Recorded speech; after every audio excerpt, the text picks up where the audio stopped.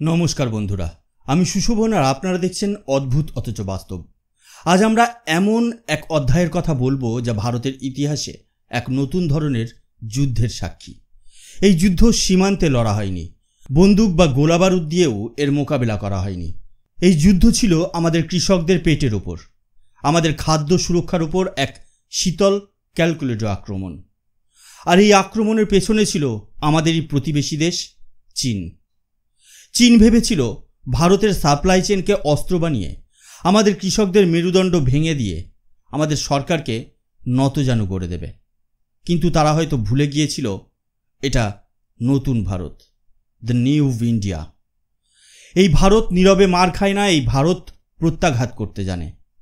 আজ আমি আপনাদের সেই গল্পই শোনাব, কিভাবে চীন ভারতের বিরুদ্ধে এক সার যুদ্ধ বা ফার্টিলাইজার ওয়ার শুরু করেছিল, আর কিভাবে ভারত এক অভাবনীয় কূটনৈতিক চালে সেই যুদ্ধ জিতে দেখিয়েছে। এই পুরো ষড়যন্ত্রটা কিভাবে বোনা হয়েছিল, কেন চীন ঠিক খারিফ মরশুমের আগেই এই পদক্ষেপ নিল, আর ভারতই বা কিভাবে তার কাউন্টার অ্যাটাক করল, সব প্রশ্নের উত্তর দেব। কিন্তু তার আগে আমাদের এই ষড়যন্ত্রের গভীরে যেতে হবে। আমরা সবাই ভারত চীন সীমান্ত নিয়ে আলোচনা করি, ট্রেড ডেফিসিট নিয়ে কথা বলি, কিন্তু পর্দার আড়ালে চীন যে কত গভীরে গিয়ে ভারতের ক্ষতি করার চেষ্টা করছে তা জানলে আপনারা অবাক হয়ে উঠবেন। ঘটনার শুরু হয় খারিফ মরশুমের ঠিক আগে। ভারতের কোটি কোটি কৃষক যখন চাষের প্রস্তুতি নিচ্ছেন, ঠিক সেই সময় চীন নিঃশব্দে তার সবচেয়ে বড় অস্ত্রটা প্রয়োগ করে।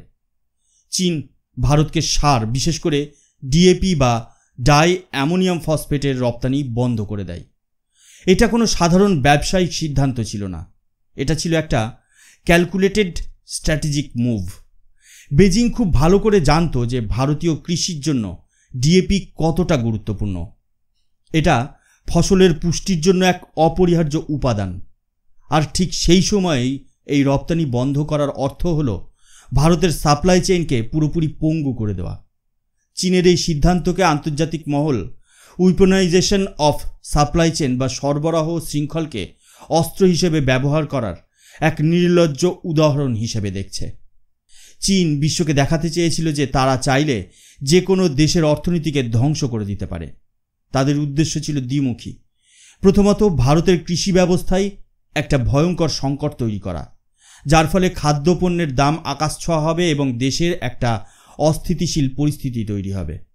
দ্বিতীয়ত, আন্তর্জাতিক বাজারে ভারতকে একটি দুর্বল এবং নির্ভরশীল দেশ হিসেবে তুলে ধরা। কিন্তু প্রশ্ন হলো, চীন কেন এমন করল? এর পেছনে কি শুধু বাণিজ্যিক কারণ ছিল, নাকি এর শিকড় আরও গভীরে? এর উত্তরে আমি একটু পরে আসছি, কিন্তু তার আগে এটা শুনে নিন চীনের এই পদক্ষেপের ফলে ভারতে কি ভয়াবহ পরিস্থিতি তৈরি হয়েছিল।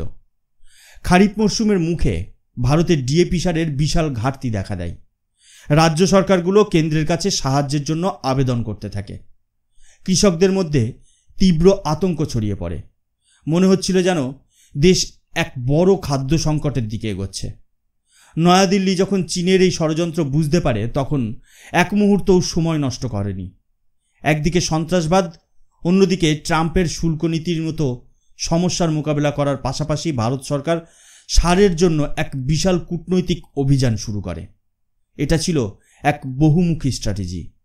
রবি মরশুম শুরু হওয়ার আগেই পর্যাপ্ত সারের যোগান নিশ্চিত করাটা ছিল সবচেয়ে বড় চ্যালেঞ্জ।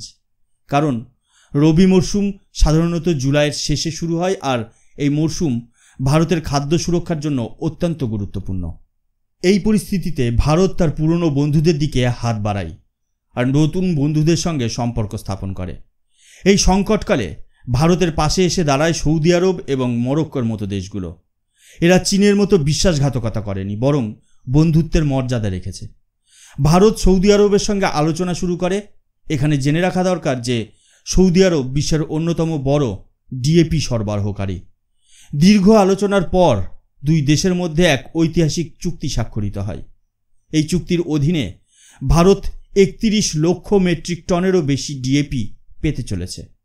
ভাবুন একবার, চীন যেখানে আমাদের 22 লক্ষ মেট্রিক টন সার দেওয়া বন্ধ করে দিয়েছে, সেখানে শুধু সৌদি আরব একাই আমাদের 31 লক্ষ মেট্রিক টন সার দিতে রাজি হলো।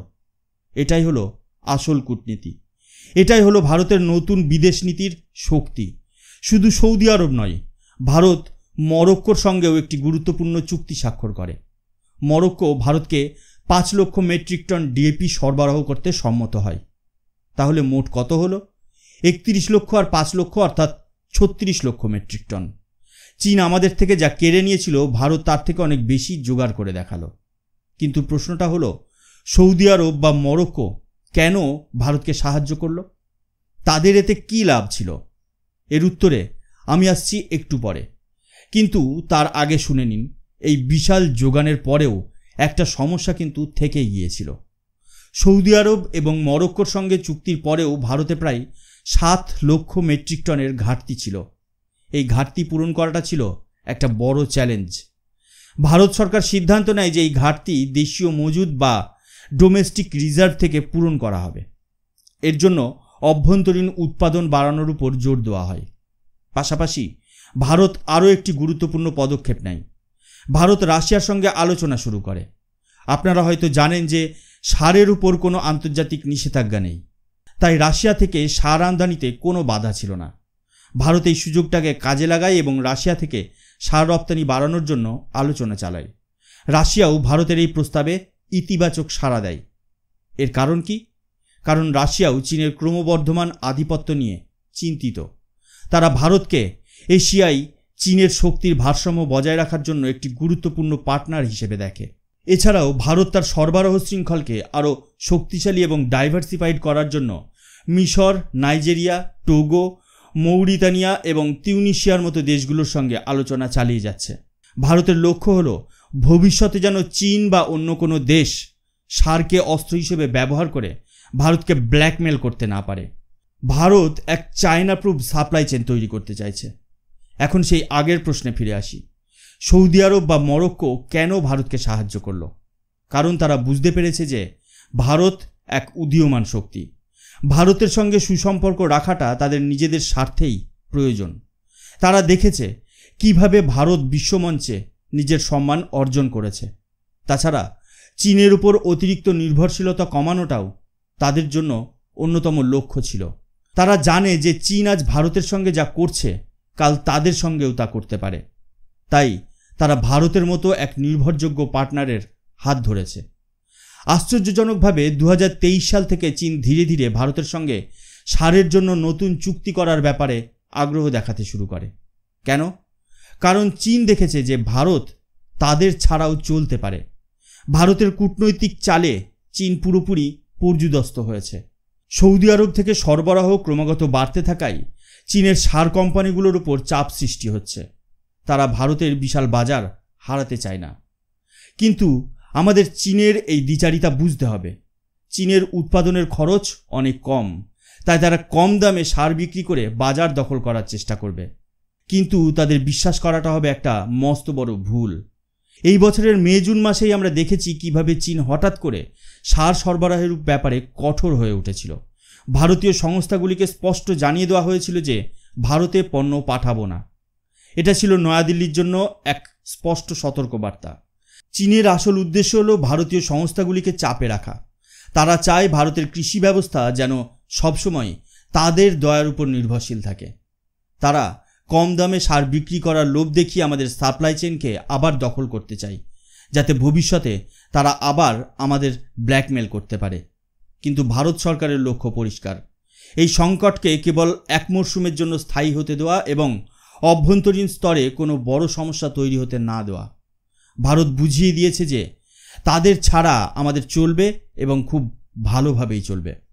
বন্ধুরা, এই পুরো ঘটনাটা শুধু সার আমদানি বা রপ্তানির গল্প নয়, এটা নতুন ভারতের উত্থানের গল্প।